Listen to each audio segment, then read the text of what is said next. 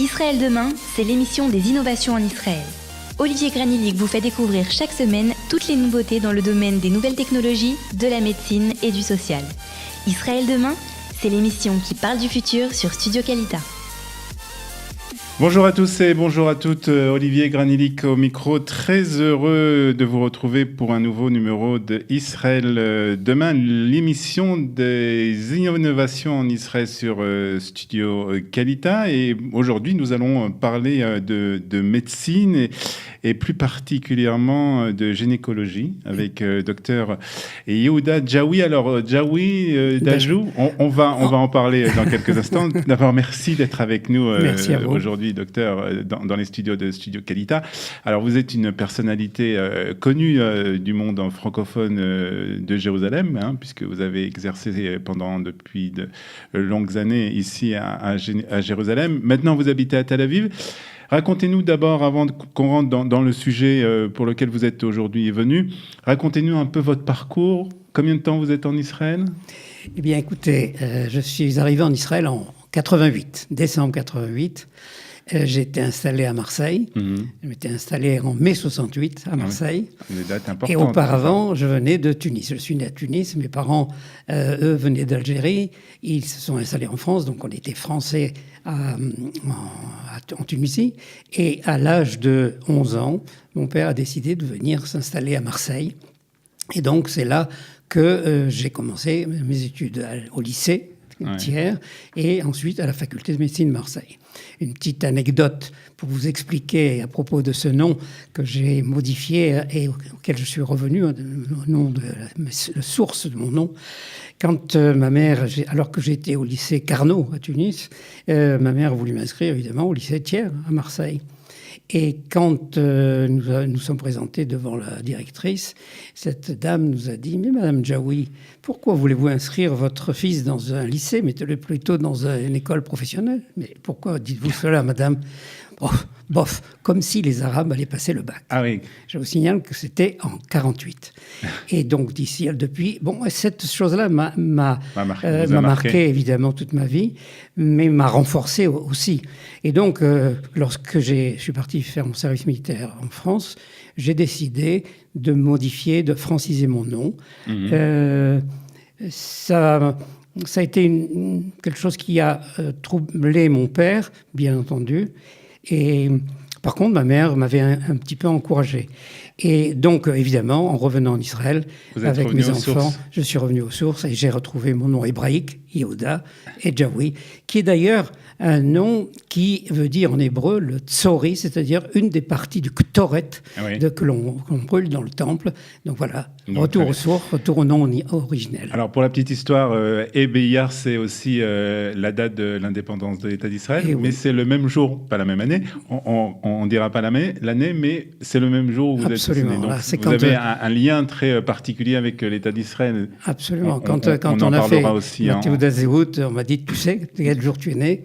Et Iyar, tu sais ce que c'est ? Je lui ai dit, bien sûr. Ça n'a que renforcer mon alia et le désir de montrer combien ce retour aux sources du peuple d'Israël est très important. Alors, votre bac en poche, vous avez fait l'armée, je suppose, après en France, et vous décidez de faire des études de médecine. Oui. Comment vous arrivez à cette décision d'un enfant, on va dire, d'immigré, puisque même si vous étiez français, vous faites partie de cette partie de la population d'immigrés. C'est une décision pas facile.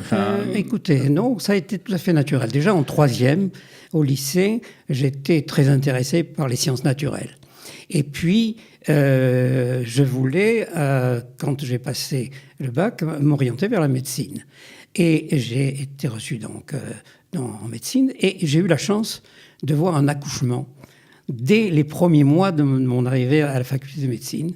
Et je me suis dit, voilà, c'est exactement la spécialité que je voudrais faire, donner la vie, quelle merveille pour un médecin. Donc vous exercez votre métier à Marseille, et puis après vous vous installez à Jérusalem, où vous avez été donc gynécologue pendant de longues années. Vous continuez aussi dans cette spécialité. Vous êtes maintenant à Tel Aviv, à l'hôpital Ichilov.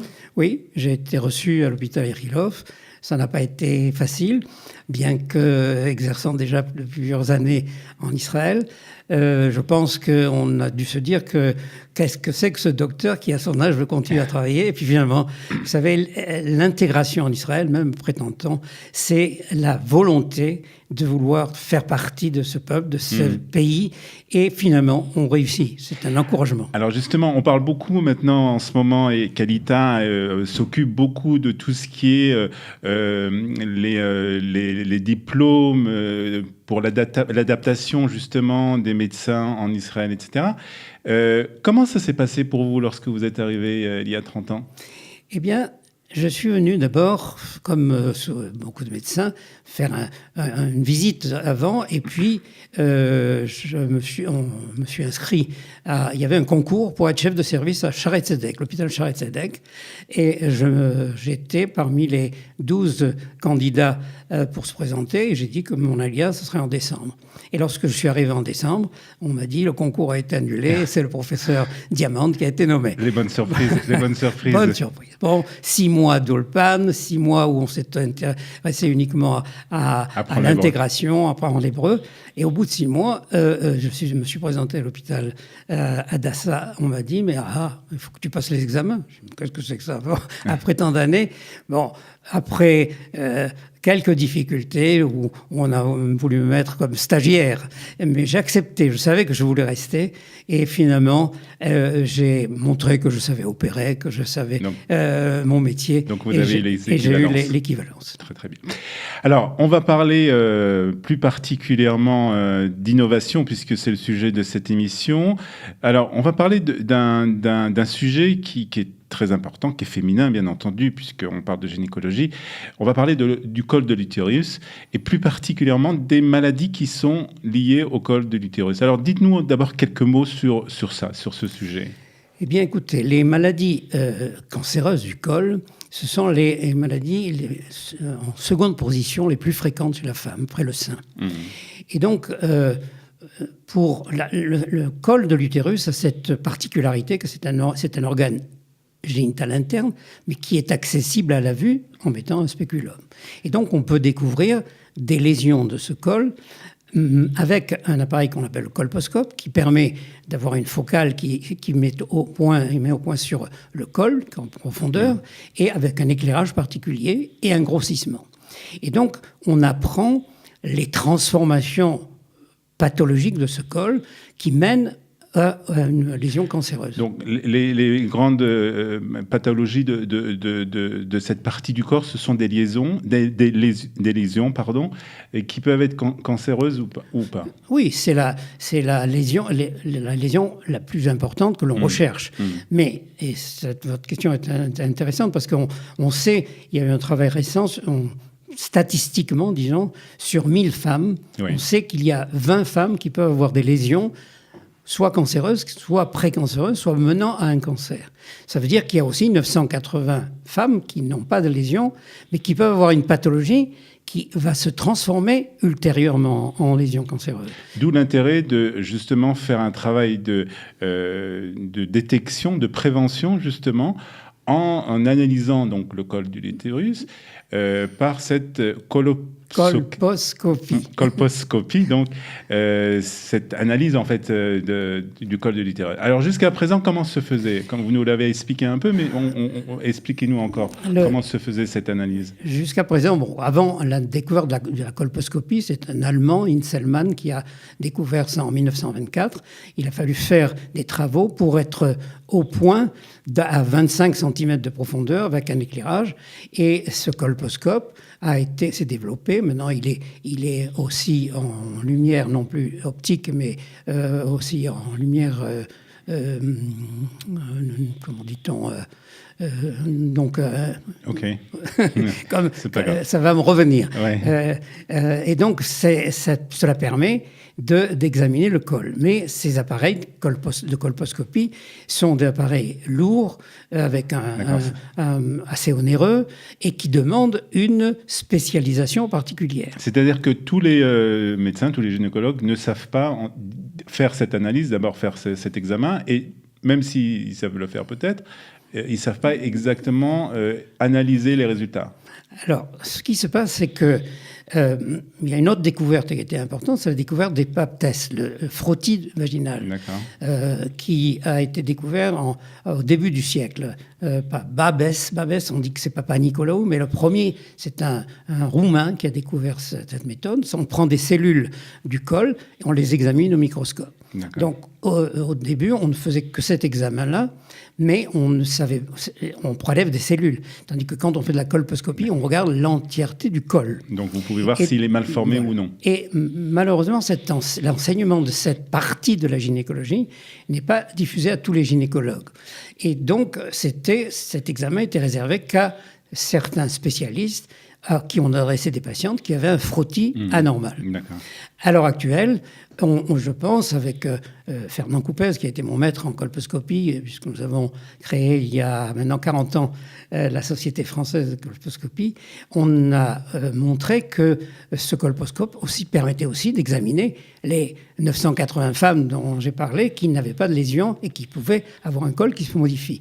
Et donc, à l'heure actuelle, cette méthode est peu diffusée, peu enseignée, parce qu'il y a soit le frottis qui est un examen simple, soit la recherche des virus HPV, un des éléments importants dans la cancérisation du col.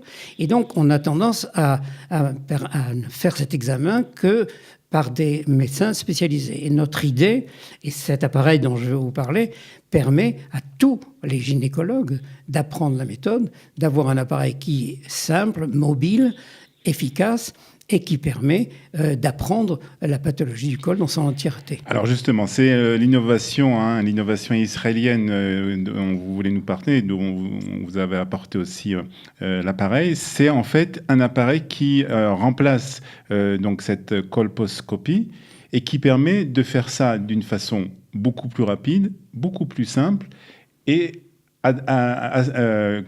que tout le monde peut, que tous les gynécologues peuvent faire. Oui. Alors expliquez-nous comment ça marche. En effet, cet appareil qui est, comme vous voyez, extrêmement simple, léger, c'est en fait un téléphone mobile qui a été adapté pour pouvoir, avec une focale importante, d'avoir une vision à l'intérieur du vagin, sur le col, avec un éclairage particulier. C'est un colposcope, de fait. C'est un colposcope mobile qui a l'avantage de pouvoir voir l'image immédiatement, de prendre des photos, de les transmettre aux patients, de les transmettre aux médecins traitants. Et aussi, c'est un instrument qui permet l'enseignement de la colposcopie et la télémédecine. Alors, cet appareil a été inventé en Israël. C'est une start-up israélienne. Audity, si je ne me trompe pas. Audity, oui. Voilà. L'appareil s'appelle Eva System. Eva System. Et donc, à l'heure actuelle, il y a d'ailleurs un congrès qui se tient à Las Vegas, aux États-Unis, où l'appareil a été présenté.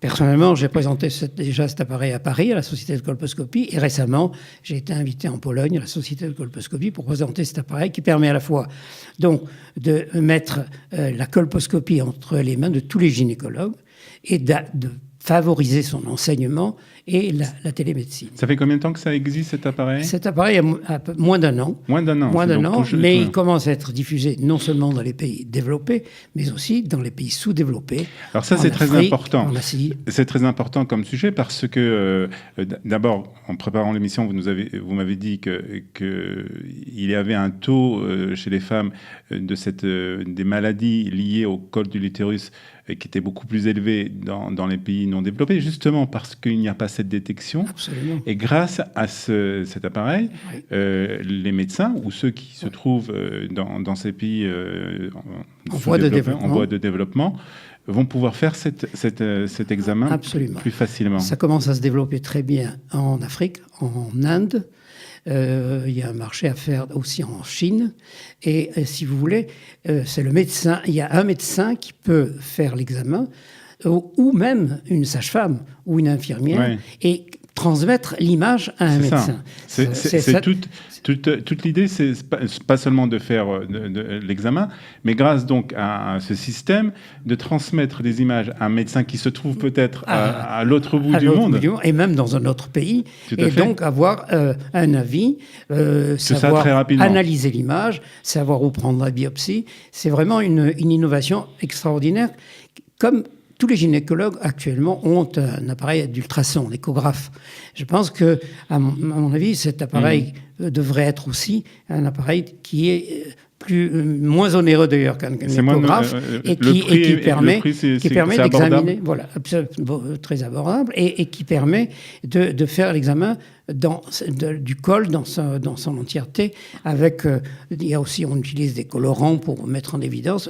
C'est un examen mobile, portable, et qui permet l'enseignement. Là, la société m'a demandé de participer à un enseignement auprès des médecins pour justement montrer l'importance de cette détection de lésions cancéreuses, précancéreuses, mais aussi de lésions bénignes et qu'il faut quand même traiter. Bien sûr. Donc cet appareil va transformer un peu ce monde des maladies du col de l'utérus. Vous nous avez dit que vous l'avez présenté en France et en Pologne. Comment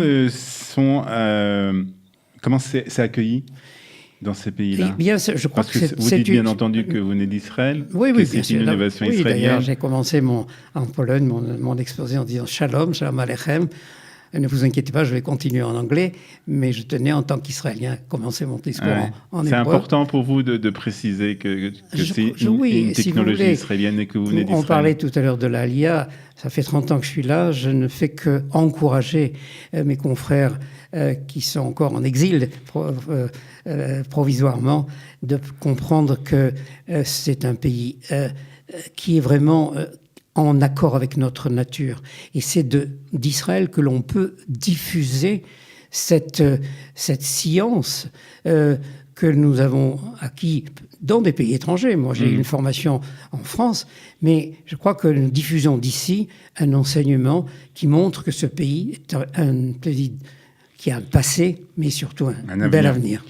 Et vous savez dans quelles conditions cet appareil a été créé? C'est-à-dire comment l'idée est née L'idée est née c'est un ingénieur en optique, qui a pensé chercher d'autres dérivés de cet appareil. Et en contact avec un gynécologue, il a pensé que ça pouvait... il a fallu transformer, évidemment, cet appareil, mais tout le software, tout ce qu'apporte ce téléphone est utilisé pour enregistrer des images, pour les transmettre et pour faire de l'enseignement, comme j'ai dit. Ce qui fait que cet appareil est vraiment un appareil adapté à la gynécologie moderne.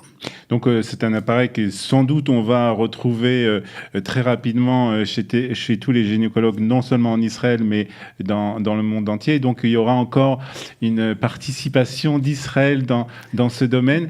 Vous êtes très attaché, on l'a vu déjà par le fait que vous êtes déjà 30 ans en Israël, par le fait que vous avez hébraïsé votre nom, par le fait aussi que vous êtes très fier que Israël développe de tels produits comme cet appareil. Vous avez écrit des livres aussi. Oui, j'ai écrit 5 livres, notamment... D'abord, j'avais écrit 2 livres en France sur la médecine, La rage de donner la vie, et si vous voulez. Et puis en Israël, je me suis intéressé évidemment à la vie en Israël, et j'ai écrit plusieurs livres, dont le dernier s'appelle Amnésie internationale, pour montrer à la fois l'amnésie des nations, qui ont eu tendance à oublier que le nouvel Israël était en fait le vrai, véritable Israël, et que justement cette renaissance de ce pays fait partie de notre destin. La diaspora, l'exil, n'a qu'une seule raison d'être, c'est le retour. Et nous sommes une génération qui peut vivre ce retour, la réalisation des prophéties d'Israël, la réalisation des prières de tous nos ancêtres pour revenir demain à Jérusalem. Eh bien, nous sommes déjà aujourd'hui et demain à Israël. Et vous pensez que ce genre de start-up, ça fait partie des prophéties d'Israël ? Certainement. C'est le développement de ce pays qu'on croyait être un pays fossile, ce pays qui a été conquis par des civilisations multiples depuis 4000 ans, revient, comme nos prophéties l'ont exprimé, ce retour pour être... ça peut paraître prétentieux, mais c'est un phare des nations. C'est-à-dire que nous souhaitons apporter les connaissances que nous avons acquis pour les diffuser. Alors que l'islam a une tendance à être expansif, l'Israël est un retour, c'est un mouvement centripète et non pas centrifuge, qui a ce retour pour diffuser la lumière que nous avons acquise, non pas pour être des hommes égoïstes, mais au contraire permettre de donner ce que l'on a reçu. On comprend pourquoi vous êtes né hier, vous parlez d'Israël avec tellement d'amour qu'il doit avoir un rapport génétique pratiquement dans cette histoire. J'ai tellement reçu d'Israël que je suis heureux de lui rendre une partie de ce que j'ai reçu. Très bien. Merci beaucoup, Dr Djaoui, d'être venu dans notre studio, de nous avoir parlé de cette belle invention qui va, j'en suis sûr, permettre à beaucoup de femmes d'éviter des maladies, des cancers, puisqu'on a dit que le cancer du col de l'utérus était un des cancers les plus répandus, en tout cas chez la femme. Merci beaucoup, Dr Djaoui, d'avoir été notre invité. Merci à David pour la réalisation technique, et puis merci de nous suivre chaque semaine pour cette émission de Israël Demain, et nous nous retrouverons la semaine prochaine avec un nouveau magazine de Israël Demain. Merci, bonne journée à tous, bye bye. Israël Demain, c'est l'émission des innovations en Israël. Olivier Granillic vous fait découvrir chaque semaine toutes les nouveautés dans le domaine des nouvelles technologies, de la médecine et du social. Israël Demain, c'est l'émission qui parle du futur sur Studio Kalita.